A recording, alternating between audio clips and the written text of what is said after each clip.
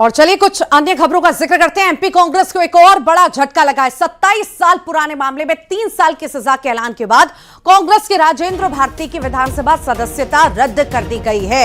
इसको लेकर विधानसभा सचिवालय ने राजपत्र जारी किया, जिसको लेकर कांग्रेस ने सवाल उठाए।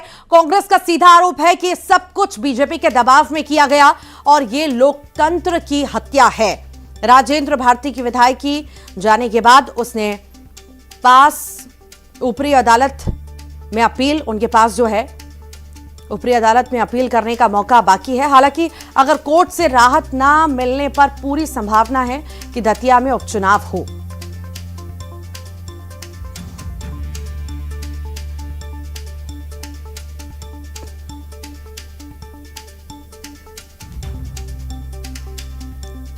तो राजेंद्र भारती को 3 साल की सजा। देर रात विधानसभा खुलने पर सवाल भी उठने लगे हैं। 10 घंटे में ही विधायकी छीन ली गई।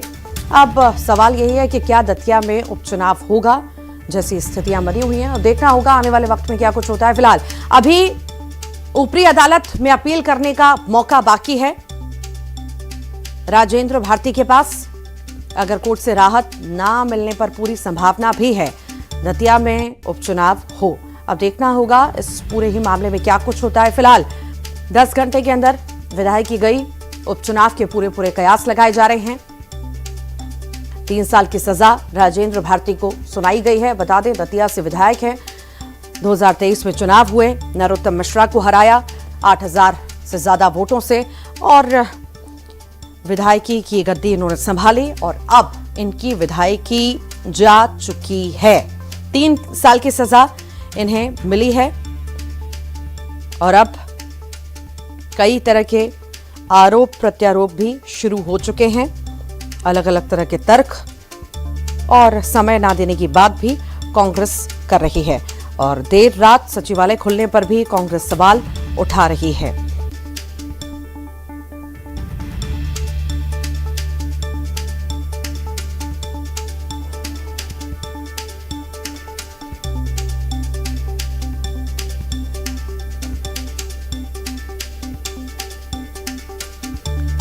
तो राजेंद्र भारती की विधायकी चली गई है, 3 साल की सजा सुनाई गई है। अब देखना होगा कि अब जब ऊपरी अदालत में उनके पास मौका है तो वहां पर आखिर कैसे वो जाते हैं और क्या कुछ वहां से होता है।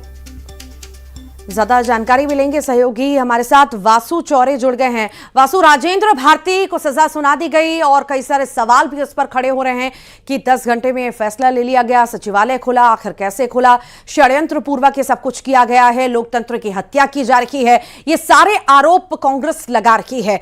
अब ऊपरी अदालत में जाने का मौका तो है कांग्रेस के पास, पर क्या इतना आसान होगा?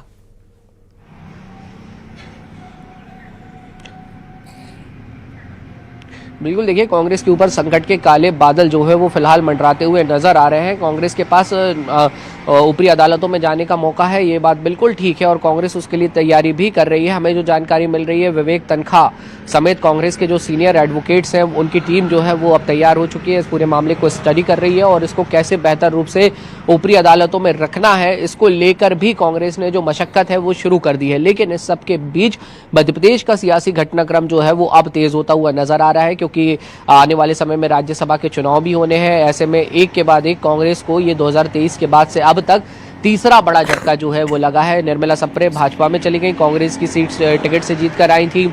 उसके बाद आप देखिए मुकेश मल्होत्रा को राज्यसभा में वोटिंग राइट से सुप्रीम कोर्ट ने वंचित कर दिया है और अब सदस्यता रद्द कर दी गई है राजेंद्र भारती की। कांग्रेस के पास 62 विधायक की संख्या जो है वो अभी बची हुई है। 58 जरूरी है राज्यसभा की एक सीट के लिए।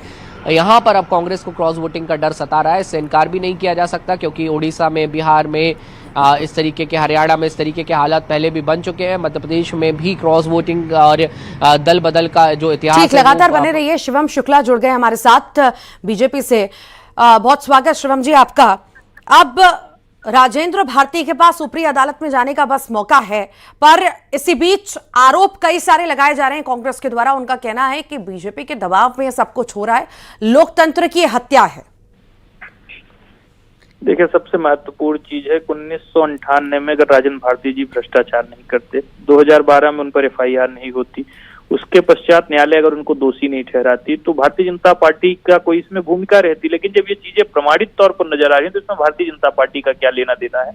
और सबसे महत्वपूर्ण चीज है कि उनको मध्य प्रदेश में जो न्यायपालिका कार्यरत थी उस पर विश्वास नहीं था। वो अपने केस को स्थानांतरित करा के दिल्ली की एमपी एमएलए कोर्ट में लेकर के गए और वहां पर पूर्ण निष्पक्षता के साथ उन्होंने जैसा चाहा उस अनुरूप सुनवाई की गई। और उसके पश्चात जब उनको सजा प्रावधानित की गई तो आज वो इस प्रकार के सनसनीखेज आरोप लगा करके अपने भ्रष्टाचारों पर पर्दा डालने का प्रयास कर रहे हैं। कांग्रेस पार्टी तो जवाब इस बात का दे कि ऐसे आरोपियों को, भ्रष्टाचारियों को टिकट देकर के विधायक क्यों बनाती है। मुकेश मल्होत्रा जी का प्रकरण देखा कि अपने आपराधिक प्रकरणों की जानकारी जनता से छिपा करके चुनावी हल्फनामा उन्होंने दाखिल किया और उसके पश्चात विधायक निर्वाचित हुए और जब कोर्ट ने उनको सजा दी तो वो उसको राजनीतिक भावना से देखने लगे। तो कांग्रेस पार्टी खुद अपने भ्रष्टाचार, अपनी जो उनकी कारगुजारियां हैं उनको देखे, उनको समझे, जबकि भारतीय जनता पार्टी का इस प्रकरण से कोई लेना देना नहीं है। और सबसे महत्वपूर्ण चीज है कि जब न्यायालय ने आदेश दिया तो विधानसभा सचिवालय का अपना डिस्क्रिशन है कि वह उस पर कितने टाइम में निर्णय लेते हैं, किस रूप में लेते हैं। बाकी जो राजन भारती जी की सजा है वो स्पष्टता के साथ देखी जा सकती है कि कोर्ट ने उनको कन्विक्ट कर दिया है। अब सजा कितने दिन की मिलेगी, उस पर कितना स्टे मिलेगा, जमानत मिलेगा, ये दूसरा विषय हो सकता है, लेकिन उनको कोर्ट ने आरोपी सिद्ध कर दिया। तो कांग्रेस पार्टी को तो ऐसे लोगों को अपनी पार्टी से निकालने पर विचार करना चाहिए। विधानसभा की सदस्यता तो फिर भी बड़ी बात है। पर क्या माने, जिस तरह के आरोप लग रहे हैं, रात में सचिवालय खुल जाता है, वहां पर फिर जीतू पटवारी पहुंचते हैं, डायरेक्ट चैम्बर में पहुंच जाते हैं। उनका कहना है कि सब ये प्रेशर में किया जा रहा है, बीजेपी के द्वारा ही सब किया जा रहा है। नहीं, देखिए, अगर न्यायालय का निर्णय न होता, अगर बीजेपी के प्रेशर में किया जा रहा है तो जिस न्यायालय ने, जिस न्यायपालिका ने आज उनको दोषी ठहराया है उसी के पास वो जाएं, अपना पक्ष रखे, वो तो उनको भी सुनेगी। अगर हमने कोई गलत किया होगा, हमने अनुचित तरीके से उनकी जो विधानसभा की सदस्यता है उसको रद्द करने के लिए कोई षड्यंत्र किया होगा तो तमाम चीजें तो न्यायपालिका स्पष्ट कर देगी।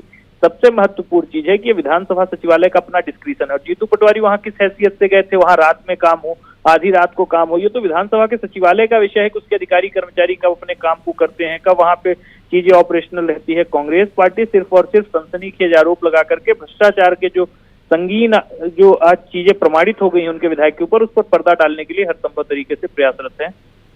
ठीक, लगातार बने रहिए। विक्रम चौधरी हमारे साथ जुड़ गए हैं, कांग्रेस प्रवक्ता हैं। विक्रम जी, आखिर कैसे देखते हैं राजेंद्र भारती की विधायकी जाने पर? अब तो सिर्फ रास्ता यही है कि ऊपरी अदालत में वो जाएं, वहां पर गुहार लगाएं, पर क्या वाकई में इतना आसान होगा उनके लिए? विषय ये नहीं है कि हमारे लिए आसान है या नहीं, विषय ये है कि हमारा संघर्ष किससे है ये जनता को पता होना चाहिए। हमारा संघर्ष सिर्फ भाजपा से नहीं है। राहुल गांधी जी कहते हैं कि हमारा संघर्ष जो है आज भारतीय प्रशासन तंत्र से है। हम सिर्फ भाजपा से नहीं लड़ रहे हैं, हम पूरी सारी संस्थाओं से लड़ रहे हैं। अभी शुभम शुक्ला कह रहे थे कि विधानसभा 10 बजे खुलेगी। भाई ऐसा थोड़ी होता है कि जो ऑफिस है, ऑफिस जो है राज्य का होता है, भाजपा का नहीं होता।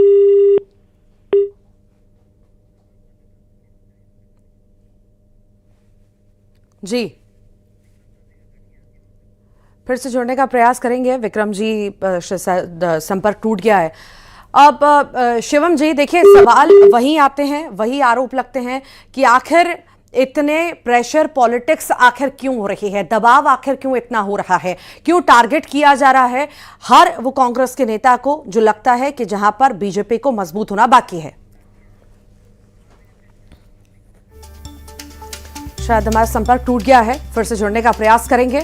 ये पूरा मामला राजेंद्र भारती की विधायकी से जुड़ा है, जिनकी विधायकी जा चुकी है और अब इस पर सियासत भी खूब हो रही है।